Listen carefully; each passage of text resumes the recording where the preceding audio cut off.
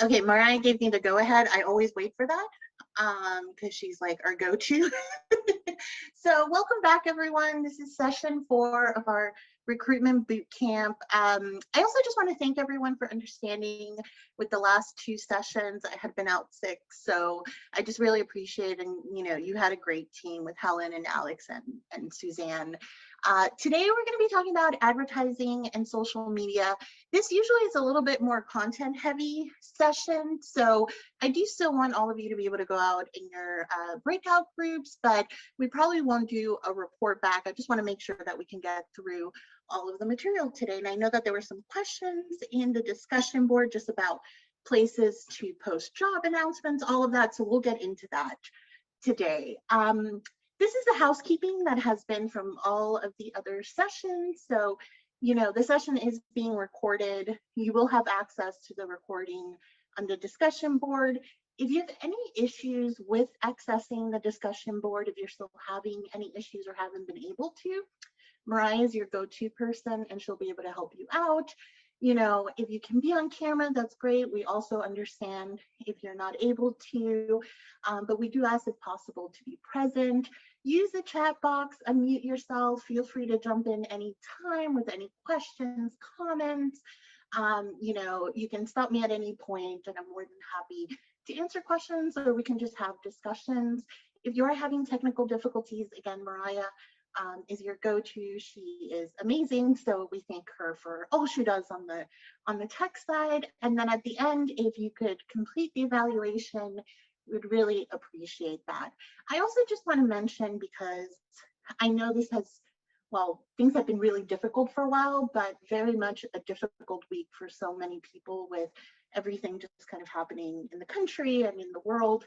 So I just want, and I'm a social worker, so that's also a big part of this, but I want to make sure that all of you are taking care of yourselves. If you need to step away from today's session, please do. I just, things are very heavy and it's really important that you take care of you.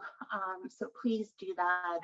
And just know that, we're here to support, and your wellness, your well-being, all of that is incredibly important to us. So I just wanted to put that out there and just, acknowledge the reality of everything that is going on right now. So with that, it's that awkward, and now let's do an icebreaker. So hopefully with the icebreaker, I know Helen and Alex have kind of set it up so that there's always a fun fact. And I thought with things being so heavy, it actually would be a really great way to get started with today's session. So I think all of you know what to do. If you could go to menti.com, this is the code, or you could put your phone up to the QR code. I'm going to leave this up just for a moment, and then I'm going to switch over to the Mentimeter. But we're going to talk about the Peep marshmallow chicks. That's the question that we're going to be asking, of how long did it take to create one in 1953. So let me stop sharing and then move over into the Mentimeter. Oh, and now I can see everyone on camera. Hi, all of you who are, those who are not. Hello. So just give me 1 second to just share. There we go. My computer was being, okay. All right, so we have 5 people said 18 hours, 2 people said 4 hours, and I'm gonna just give another second to see if anybody else wants to respond. And just so you know, I'm in the office today, and our team who's in the office, we're like, we need to have a fun fact. So we went through and did an internet search for this to make sure everybody learned something fun. All right, perfect. So we have most people saying 18 hours. So most of you were honestly close. It is not 18 hours though. It takes, give me 1 second. It took 27 hours in 1953. So, which I just thought was, how much did it cost to make one tiny thing if it took 27 hours? Now it takes 6 minutes. Still seems kind of like a long time, but if anybody likes to Peep marshmallows, a nice little fun fact, I personally hate them. I tried them when I was little, realized they were never for me, and never tried them again. So a little icebreaker and hopefully a little bit of fun before we get into today's session. So I do want, because everybody has said, as we've been doing this, one of the things that most people have said, one of the things that you really like is just being able to have some time to go into a breakout group and talk to each other about your homework or things that you want to discuss. Like I said, this session is a little bit more content heavy. So what I was thinking of doing was, I do want to ask first if there are any questions, or what questions you have about the homework, if you want to address it to myself or all of us at the ACU team. But in the breakout group, since what you focused on in the homework was looking at priorities. So things such as, who is coming up in retirement? How many positions do we have open? Those type of things. And then also a budget. Now, we know with the budget, not everyone has access to this, but one thing that's important with that table that we gave you is to also just think about it from a different way of like, okay, there's so many little details that go into budgeting for recruitment that it's important to just kind of have that knowledge as you work on all the things like what we're going to be talking about today: advertising, social media, our next session where we talk about interviewing, those type of things. So what I'm going to do is have all of you go into a breakout group for 10 minutes. And I know that, like I said, there's normally a report out. We're not going to do that this time. I just really want you to spend time with each other, kind of like learn from each other a little bit. And then I'll get into the presentation that we have today. If we have time at the end, then I'll ask people to kind of report out what they talked about, but I just want to make sure that, we don't fall behind on anything.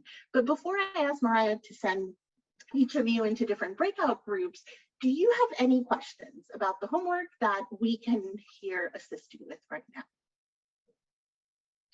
And if you don't, that's okay as well. I'm just going to check the chat to see if there, and of course you can also unmute yourself.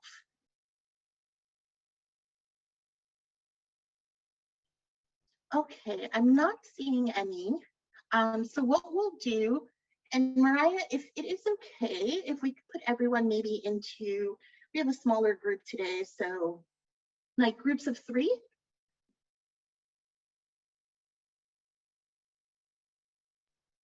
I was talking to you and I was on mute. Of course, I'm just getting those rooms ready to go now. Just making sure we're evenly spread out. Perfect. Thank you. Cool. All right, I'm going to open the rooms now. So if y'all would just follow the prompts on your screen. Okay, I think everyone's coming back from the rooms. Oh, not yet. I'm just talking to myself. I was listening. Thank you. You're talking to me too. Now they're coming back. There we go. All right, welcome back, everybody. I think we still have a few people that need to head back, so I definitely want to give everyone a chance to join the room. What I'll do is always, Mariah, once you tell me I'm good to go, I will listen. Sure thing. I think with that, everyone has been forced out of their rooms. So Okay. they should be rejoined now. Sounds good. All right, well, welcome back, everybody. I hope you're able to have some good discussions. And like I said, if we have time at the end, we'll definitely do a report out. But I did want to ask, did any questions come up while you were in the breakout room that you may want to address? So if there are any, please let me know. Go ahead and mute yourself, put it in the chat. So I'll give everyone a moment. And then if not, we can move forward with today's session.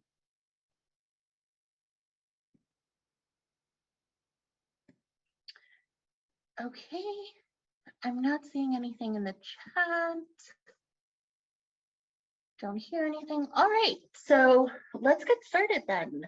So advertising and social media. I wanted to bring everybody back to show our recruitment ladder and just see everything that we've already talked about and gone through, like how many steps you have already taken. Working on your homework has helped you build your comprehensive workforce plan. All of those tables are things that you can put it in there. So you've gone through the community, the team, priorities, the budget, if you use a recruitment firm. So, you started looking externally, you then looked internally to have everything in place that you needed.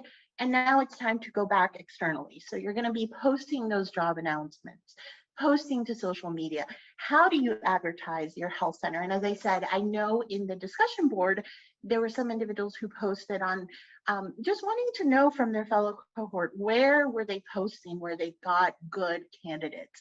Because as we know right now, it is very difficult to find that. So hopefully what we're going to be talking about today just helps you think about advertising using social media in a different way and in a more comprehensive way to hopefully get those right mission-driven candidates who come to work at your health center and then also stay, because that is a critical part of it. So a lot of what we talk about, especially regarding job announcements, is, how are you marketing your health center? How are you marketing the work that is being done at your health center, but in a way where the people who are coming to work know what they're stepping into and that they then want to stay, and you're able to work on your retention, and you don't have to worry about bringing in a candidate and then having somebody leave right away and then finding the right candidates. So with that, really, we want to look at what is the active versus the passive recruiting. And this is just sort of to give a general idea of where most people are when they're going to see what are the jobs that are out there, what is going to catch my eye, what am I looking for. So as it says, active recruiting are those people that are actively seeking a new position. And that's about 25% of the workforce. So it's not really the majority. Most people who are searching jobs, looking on Indeed, all those different websites, are usually in the passive recruiting part. So they're not really actively seeking a new position or organization, but they just want to explore what are the opportunities out there. Does something right come along that, okay, this is the place where I really would like to go to work? And then those account for that 75% of the workforce, and it is higher with physicians. So, really taking advantage of that and capturing people's just interest, putting out your mission, why working at your health center, telling your health center story through the postings that you do is so fundamentally important, because you're really trying to get that 75%. And the 25% is equally important, but you really need to catch people's eye because there's just so many open positions right now. So let me go on to the next slide. And with that, when we're talking about job announcements, when we're talking about capturing the eye and the interest of candidates, so much of it really is ensuring that you have the right branding and the right marketing in place.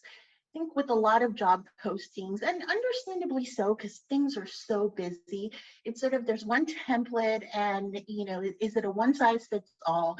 We just put the name of the position and maybe make some changes for what are the requirements, but there's not really an in-depth look at the job announcements, of the health center branding, of the health center marketing, because all of these work together in unison for someone to say, okay, this is the place where I want to apply and ultimately work.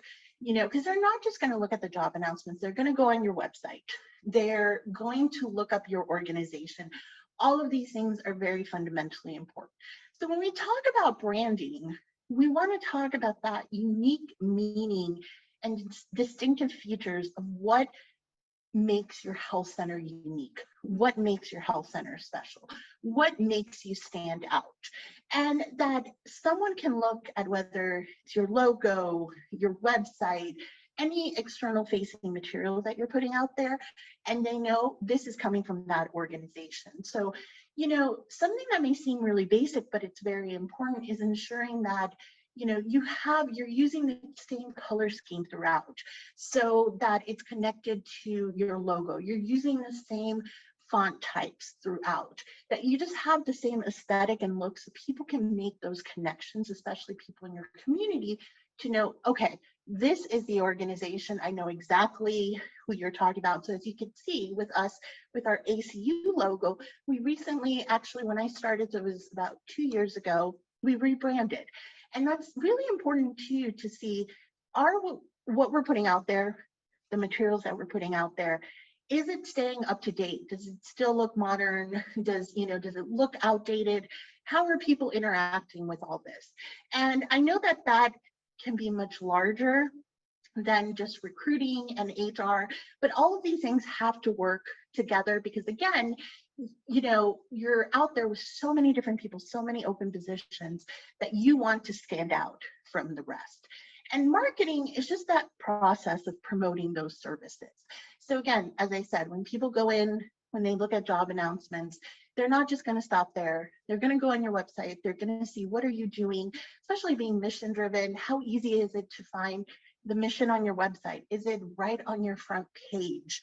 All of these different things. And what is really important is you want to ensure that what you're doing with your brand is authentic, it's attractive, and it's visible. And that goes across the board with everything in your health center, including your job announcements. So you want to think about and ask yourself these questions. You know, what is the message that you want to put out for prospective candidates? Are you communicating, you know, very clearly to them the mission, vision, and values of your health center? This is incredibly important, especially with a lot of people in the workforce now. You're looking, again, for those people who understand the mission of your health center, who understand what the health center movement is about. They need to see that you're communicating that back to them, and that they're going to work somewhere where they stand alongside that mission. And then, are you highlighting your culture in that content that you're putting out there? So one of the things that we see in a lot of websites, when you go on the website and it has, people want to look at the staff, who's working there, learning about all the individuals.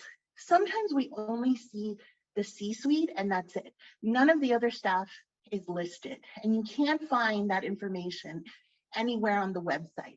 That for some people is a red flag of an organization that is very sort of, you know, top down heavy, where the focus is just leadership are the ones we're going to highlight, and everybody else is sort of just there and they're working.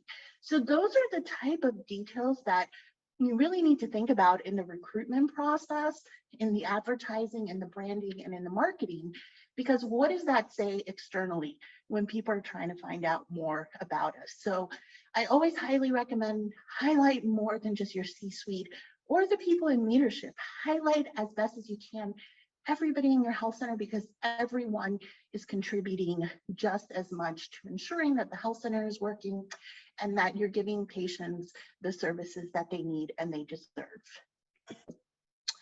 And I took this from our Associate Director of Communication, because he did an excellent presentation around this. And, you know, why is this important?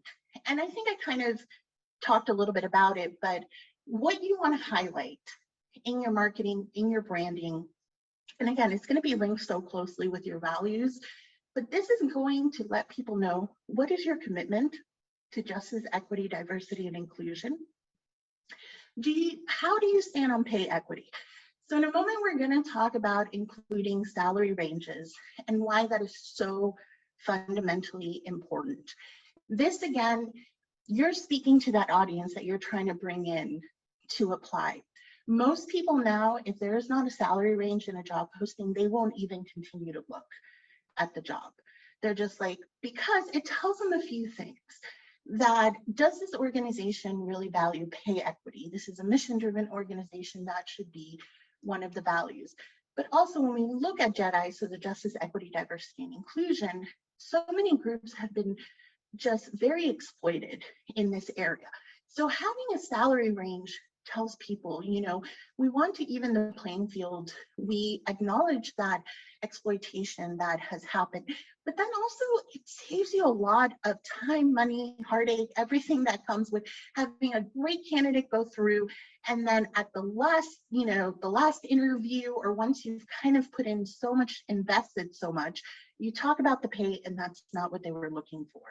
So, you know, you want to avoid that as much as possible. At the same time, when we did our workshop in Nashville, and I did not know this, I learned this from one of the health centers, is that indeed, if you don't put a salary range, they will put one for you. So, and oftentimes it's higher than what you may be thinking.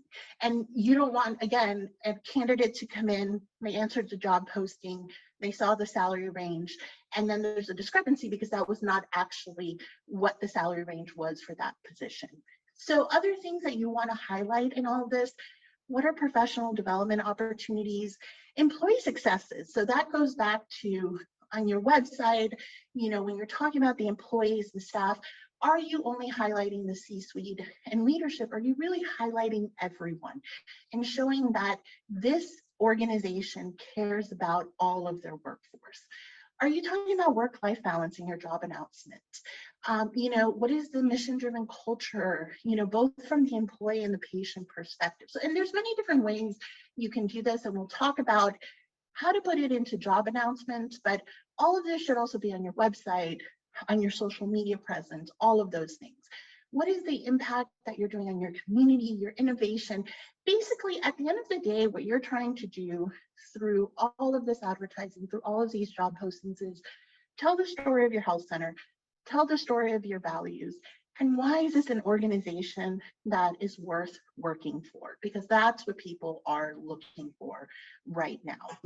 I also wanted to point out in the discussion board, just I think it was an hour or so before we started this session, I posted a link of a few articles, and I've seen this more and more discussion across the board on different social media platforms, on articles in different magazines, online periodicals, things like that, where people are listing out these are the red flags to look for in a job announcement that will tell you potentially the negative parts of the culture of that organization. So I would really, really highly suggest looking at those articles. I think it can be really helpful. Some of them talk about what are different ways to state things. And in the next slide, I'll go through, talk about what some of those red flags are. And they're pretty simple. And I think it's stuff that we use a lot. So, high-paced environment, that working here we're like a family, or someone with a sense of humor. Those are all huge red flags, and especially people who are very involved in social media are actively posting on there of don't go work here, don't do this, if you see this in a job announcement, avoid it. So there's just so much more conversation than there has ever been before around this, of job seekers sort of almost trying to help each other out, but it can put us as an organization in disadvantage. So the more that we know about it, the better it is that we can deal with that. So as I said, you don't want just like a boilerplate for every job announcement, but it is important to have some type of template, something that what you're going to include in every single job announcement, you have ready to go, and you write it down and you put it in your comprehensive workforce plan. That really just saves you a lot of time. So one of the things that should be baseline is having the mission in your job announcement. Your mission too should be short. I know some organizations like much longer missions. It really should be a sentence or two of just what we are and what are we trying to do. But having the mission as a baseline, having a DEI statement, we'll also talk about what that really means and show some examples. Having sections that talk about, here we're going to put the job responsibilities, but in this section we're going to talk just about our workplace culture. There's a health center that in one of their templates, what they did, and they were in a previous recruitment boot camp that we were in, they had right in the center of the job announcement just a link that went back to a specific page on their website that just had short little videos of why moving to that area, so they were in a rural community, was a great place to live. So that's another thing. If you're in communities that usually are harder to recruit people, write why it's a great place to live there. So their videos were like, we have great hiking, we have great outdoors, because although it is hard to recruit many times, there are a lot of people that are seeking that and want that, but they just may not know about it. So it has been really effective for them to literally just put a link in the job announcement. There was another one that was pretty similar, but what they did instead was just, they had all the job requirements, they had everything, and then just a few bullet points on the actual community itself. So again, having that stuff in the template saves you time as you then go back and write that compelling ad, highlighting again what makes your health center unique. Really important to list out the population you're working with and who are you helping. And I say this especially for clinicians, but myself being a social worker. So I know one of the things that's really difficult right now, well, to recruit everyone is really difficult, but we hear time and time again the difficulty of recruiting behavioral health and mental health staff. I know that the people in my field, one of the things that they always look for in job announcements is it listed the population that this organization is working with? And the reason that that's so important is in our training for a lot of us, we have to focus in on specific populations. So a lot of groups, a lot of different, especially in mental health, have been trained around this idea, this focus, and that's exactly where you want to go work. That's who you want to help, and you have a lot of skill and specialized knowledge in that area. So if you don't have to do a bunch of investigation essentially into getting that information, if it's already in the advertising, that can save the candidate a lot of time. But again, that'll set you apart where you're like, okay, they want to tell us, they want to let us know, and these are the people that I want to work with. Highlight your community, very similar. So, you can talk about your patient population, but also talk about the community, who lives in the community. And this is the place where you would want to say things like, we have great schools, we have great hiking, we have great restaurants, whatever it may be, but it's nice to just let people know if you move here, this is the community you're going to live in. Also include benefits. So as I said, one of the things is the salary ranges. Sometimes benefits are listed, but they're listed in a very sort of basic manner. And a lot of people don't really think through what benefits really mean as the total compensation package. So if you have some really unique benefits, put those on there. And even if they're not very unique, put those on there, let people know what you are covering. And as a matter of fact, and this kind of goes a little bit away from the job announcement, but even on staff, many people aren't fully aware of what benefits they have. So being able to communicate that from the get-go before you even bring someone on is so important.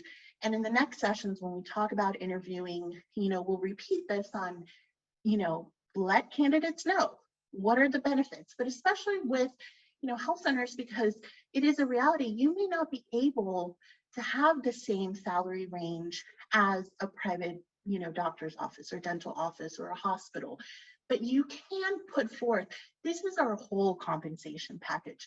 This is what we're offering you. And part of benefits is also things like work-life balance, those type of things. So it doesn't have to be purely a monetary thing, how you're highlighting your culture.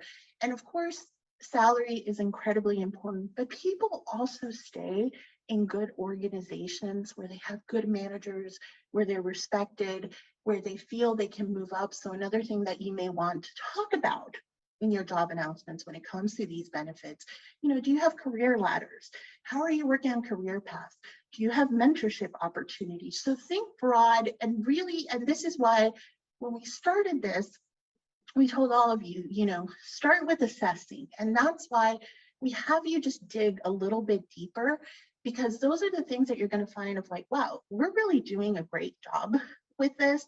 Let's put it in our job announcements. And it will attract candidates that are looking for that. So if you have telework options, hybrid work schedules, I know a lot of health centers have moved to doing like have Fridays or have Fridays off, those type of things. Put that in your job announcement. So another few kind of key things that I want to point out is use positive language. I actually have been surprised by how many job announcements I've seen that refer to patients as a difficult population, or that the services they're going to provide can be very complex, very difficult. And not that that's not necessarily accurate, but immediately you're kind of giving the impression to someone that this is a job that's an impossible task. And you don't want to do that. You want to speak in a positive way about the population you work with, about the work-life balance you provide, about how the health center treats the workforce. And one thing you may notice is I'm going through all of these. You don't want to lie. So that's also really, really important, because I remember I got asked this question in one of the trainings. You have to be accurate about what the culture is like as well. And this is why that retention, recruitment piece, everything that we have all of this fits together, because the more that you are able to build that culture in your health center, the more that you're able to put on the job announcements and promote yourself in that way. But language can be tricky, so language is ever evolving. So very important to have that positive language, and then also staying away from gendered language. We just naturally have sort of done a lot of connections on certain words, sort of more associated with a certain gender than others. And Helen has a great resource, and I think she may be getting it. I just saw like kind of a half smile. So on around gendered language. So Helen, if you could put it in the chat, and what I'll do for everyone, I'm also going to put this in the discussion board, again, because you don't want to make someone feel like this isn't the place I want to go work, simply because of the language we use. And again, language is ever evolving. When I say answered the why question, that's a lot of what we already discussed. Why does someone want to work here? When you put out a job announcement, I would highly recommend, just sort of sitting in the space. If you were someone looking for a job, would this be something that would get my attention and that I would want to apply to? So put yourself in that place. Are you answering that why question? Again, as I said, explain your patient population, write your mission. If you also have a vision, put that in there, but at the very least, a mission. Avoid language that connotes that burned out environment. So that's things like fast pace, time sensitive, especially being in healthcare. People know that that's how it's going to be. I don't think anybody comes into healthcare, has been working in healthcare, and it's like, oh, this is totally an easy job.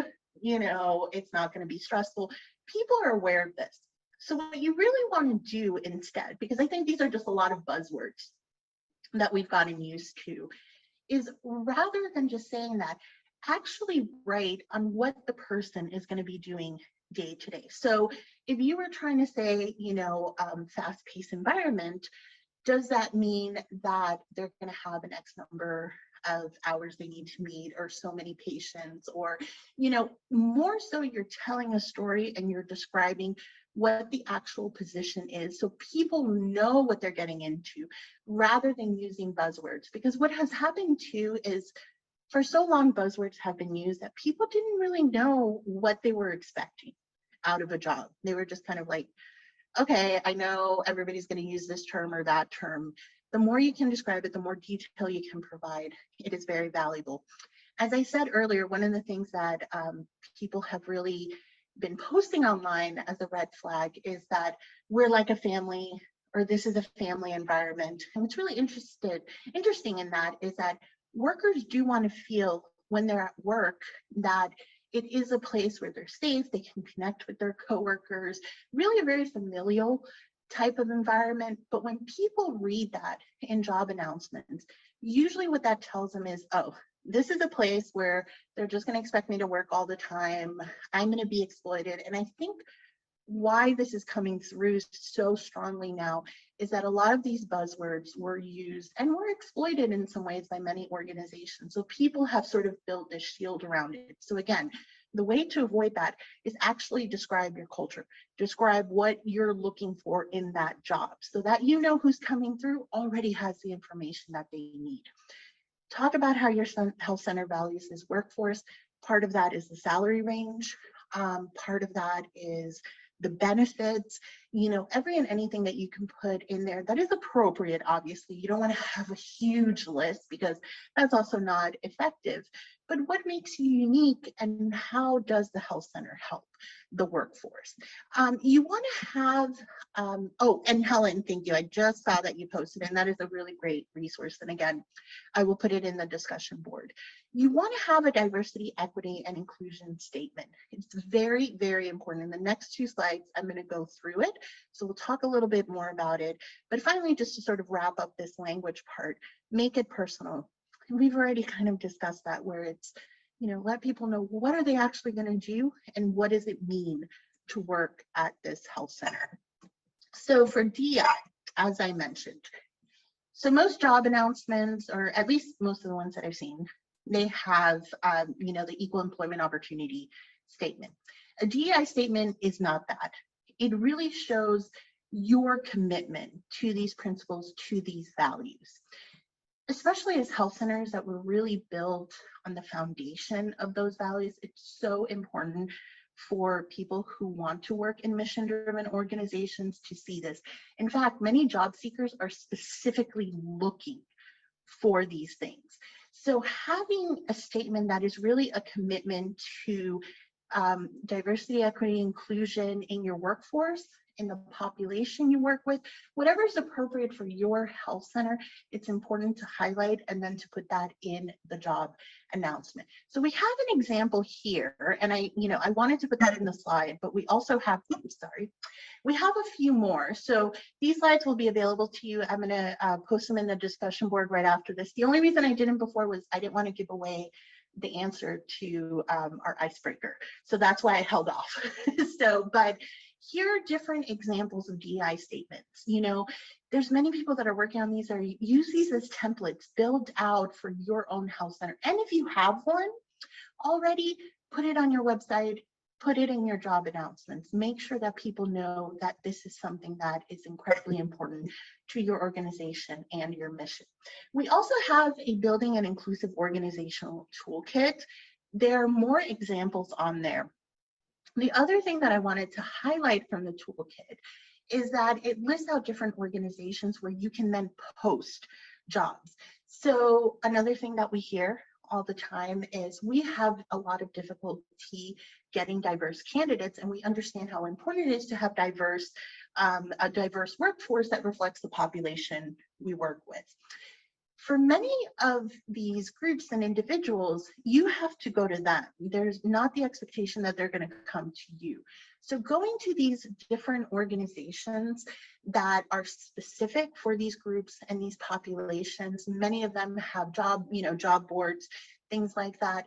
Go there, post on there. It's very, very important, and it's going to open the door to more candidates. I have more listed, and I didn't put it on the slide, but I'll put it on the discussion board because we do a boot camp as well for dental providers. So I looked up some organizations that are helpful for dental providers, so I'll make sure to post that. But with diverse candidates, it's just really, I'm clicking too quickly. With finding diverse candidates, it is really important to go to them. Just because, for a long time, like I said, many of these groups have been exploited in the workplace or have felt marginalized, or if they have names that are not sort of traditionally white sounding names, there has been a lot of discrimination against them, all these things. So, they're going to go to the organizations that are supporting them, that are supporting them as physicians, as nurses, social workers, whatever it may be. So highly recommend that. Another one that I posted on the discussion board, and I usually talk about it in all of these recruitment boot camps that we do, is a job posting site called Idealist. So it's www.idealist.org. And Helen, if you could put that in the chat, I would greatly appreciate that. Thank you. I see the thumbs up. And the reason that I highlight this website is because it's specific just for job seekers who are looking for nonprofit work, who are looking for mission-driven work. It also has volunteers. There is a cost associated with it. But for every place that you're posting, this is going to be part of the homework. You want to assess, are you getting, a return on investment for it? And if you're not, trying these different places can be incredibly effective. And let me check. Thank you, Helen, for putting it on the chat. Really appreciate that. And I'm just going to keep track of time because I did want to, also leave some time for questions and everything. As I said, this is one of the sessions where it's a lot more me talking at you. But I think this is so important because, you need to get the candidates there. You need to get the applications, and it's how can we do that? So you have your job announcements, you have everything you need. Where are you posting it? Where are you putting it out there? Many different sites, Indeed, as I mentioned, Idealist, and all of these different organizations that are focused on different minority groups, different marginalized populations, but it's also incredibly important to have a social media presence. And I'm pretty sure every single one of your health centers already has this, but it's looking at how robust is it really. And actually, I just want to take a moment and step back before I say that. When you're posting, these are all different examples that we're giving, but you also need to see what works best for you, for your health center, and where are you getting, again, that best return on investment. And the reason I say that is we were doing another training, and I learned a big lesson on that. I was talking about how, sort of posting in newspapers and stuff, like nobody really reads that anymore. But one of the health centers, that has been where they have found most of their candidates, is posting in their local newspaper. And I will say I was really surprised, because usually it's social media, everything, it's kind of online. But if you're in the community, that's where you're going to get the candidates to work. And that's where you're going to get the people from your community. Absolutely do that. But what you want to do in your comprehensive workforce plan is have a list of every place that you're posting, and what is it providing you? What candidates are you getting from that? And is it being effective? And again, this is also even for the historical data, because you could see how it shifts over time, how it moves. Where are you going to post? Where are you going to look at for these candidates? And one of those places that is still really important, even if you're in a smaller community, is social media. So you want to focus on things such as, so LinkedIn, incredibly important, that really is the professional social media site. I really also recommend, if you can have a presence on something like YouTube, putting videos. People really like that interactivity, that visual perspective. Not as many younger candidates really use Facebook, but it can be really effective. One of the things that's also really important, so we've had different health centers ask us, what about Instagram or TikTok? And for those, it's more so having a presence. It's not necessarily having a job announcement going on there in the same way you would with LinkedIn, but it's still incredibly important for people when they see the job announcement, when they're looking up your health center. Again, going back to that branding of your organization, having a presence across the board in all these organizations can be very helpful. Also, it's very important to have a message out there.